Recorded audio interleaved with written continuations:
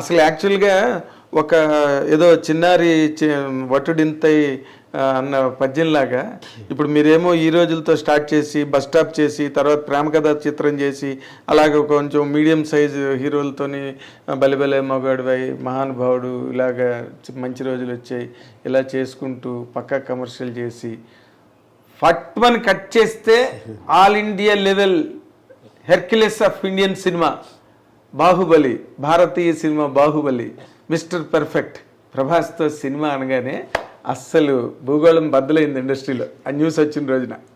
అసలు అది ఎలా జరిగిందండి? న్యూస్ మేమే ఇవ్వలేదండి. మీరు ఇవ్వలేదు, సోషల్ మీడియాలో ఎవరు న్యూస్లు ఇవ్వకుండానే అది జనరేట్ అయిపోతుంది. దాని గురించి ప్రత్యేకంగా పెట్టుకుందాం సార్. అంతేనా? 4 ముక్కలు చెప్పండి. ఇప్పుడు మీరు ఎందుకు వచ్చింది ఎలా వచ్చింది అని మాట్లాడింది కానీ, but what is your experience? There is lot of expectation around. అదే సార్, అది ఆ సినిమా స్టార్టింగు ఎండింగు దాని గురించి చెప్పాలనంటే అదొక పెద్ద గ్రంథం. అదేంటంటే అది ఇంత సింపుల్ గా మాట్లాడే విషయం కాదు. నెక్స్ట్ దాని స్టార్ట్అప్ అలాగే ఉండాలి, దాని ఎండింగ్ అలాగే ఉండాలి. అది చెప్పే విధానం గ్రాండియర్ ఇన్ ద సెన్స్ అంటే మీరే అంటున్నారు ఇవన్నీ ఇన్ని చేశారు, దీని తర్వాత స్పెక్టాక్యులర్ గా మీరు ఆ రేంజ్ లో చేస్తున్నారు. అల్టిమేట్ ప్రాజెక్ట్ కదా అది. ఇట్లాగా సరదాగా ఇలా జరిగిందండి అని అలా అనలేం. ఎందుకంటే దానికి ఆయన ఏమి నమ్మాడు, నాలో ఏం చూశాడు, మా ఇద్దరం కలిపి మేమేం ప్రపంచానికి చెప్పదలుచుకున్నాము, ఆయన ద్వారా నేనేం చెప్పదలుచుకున్నాను, ఇవన్నీ ఒక పెద్ద ఇది ఉంటుంది. అవునండి. దాన్ని యాక్చువల్గా డెఫినెట్గా ఏదైతే ఎక్స్పెక్ట్ చేస్తారో దానికి 1% ఎక్కువ ఇస్తాను తప్పించి 1% కూడా తగ్గించినని మాత్రం ప్రామిస్ చేస్తాను. Very nice. అది వెరీ నైస్.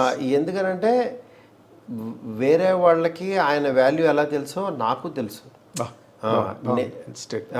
వేరే వాళ్ళకి ఇప్పుడు చాలామంది అనుకుంటారు ఫ్యాన్స్ కానీ వేరే వాళ్ళు కానీ యాక్చువల్గా మా హీరోతో ఎలా తీస్తాడో, ఇతని దగ్గర నుంచి ఎలా అనుకుంటున్నావు, ఇవన్నీ ఎక్స్పెక్ట్ చేస్తున్నావు, ఇవన్నీ ఎలా అనుకుంటారో వాళ్ళకంటే 1% ఎక్కువే ఉంటాను నేను.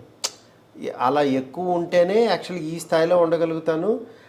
ఇది మీ ఫ్యాన్స్ అవ్వచ్చు, వేరే వాళ్ళు అవ్వచ్చు, మళ్ళీ హీరోకి అది నచ్చజెప్పి ఆడియన్స్కి ఏం కావాలో అది ఆయన దగ్గర నుంచి డ్రా చేసి వీళ్ళకి ఎలా చూపించగలుగుతున్నాం, ఆ మీడియేషన్ నేను ప్రాపర్గా చేయగలుగుతున్నానా లేదా, ఆ పాత్రని నేను చేయగలుగుతున్నానా లేదా అనేది నా మనసాక్షికి తెలుసు.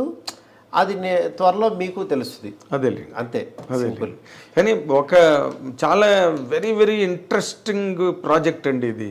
ఎందుకంటే ఓ పక్కనేమో అవతల మీకు కాదు నాకు కూడా ఇంట్రెస్టింగ్ కదా. మరి మీకు ఇంట్రెస్టింగ్ కాదు సార్, మీకు అసలు ఇప్పుడు అది చాలా పెద్ద సావనీర్ అంటారే. అవును, ఇట్స్ బిగ్ సావనీర్ సార్. ఒకటే సార్, బిగ్ సావనీర్ అనుకుంటే అది బిగ్ సావనీర్ సార్. అది ఒక పని అనుకున్నాం అనుకోండి, అది 18 అవర్సే కష్టపడతాం సార్. ఇప్పుడు సీఎం కైనా 24 అవర్సే, normal వాడికైనా 24 అవర్సే.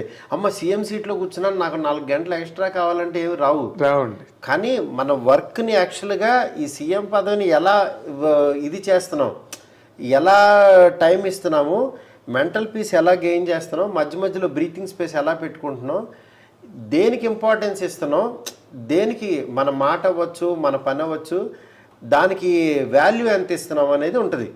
Value of the work అంతే. ఇప్పుడు నేను ఆ ప్రాసెస్లో ఆ పొజిషన్లో కూర్చుని ఇప్పుడు దీనికి ఎంత టైం పెట్టాలి, ఇక్కడ ఎంత ఎఫర్ట్ పెట్టాలి, దీనికి ఎంత వాల్యూ ఇవ్వాలి అని చెప్పి అవి చూస్తున్నాను నేను. ఓకే, అంతే. Very nice. అంటే ఒకదానికి మాత్రం మేము ఐ డ్రీమ్ తరఫున మీకు థ్యాంక్స్ చెప్పాల్సిన, నేను నాగేంద్ర కుమార్ జర్నలిస్ట్గా కూడా నేను మీకు థ్యాంక్స్ చెప్పాలి. అదేంటంటే నార్మల్ మైండ్ సెట్స్ ఎట్లా ఉంటాయంటే, ప్రభాస్ రేంజ్ ప్రాజెక్ట్ చేస్తున్నప్పుడు వాళ్ళు అంత తొందరగా అసలు యాక్సెస్ అవ్వరు, మాట్లాడరు, ఏదో అసలు ఇంకా అల్టిమేట్ ప్రపంచాన్ని ఓపెన్ చేస్తున్నట్టుగా. కానీ మీరు అందుకే నేనేమో ఓపెన్ చేయలేదు, దాని గురించి ఏం చెప్పలేదు. బట్ యాక్చువల్గా నేనేంటంటే జనరల్ ఐడియా చెప్పాను మీకు అంతే.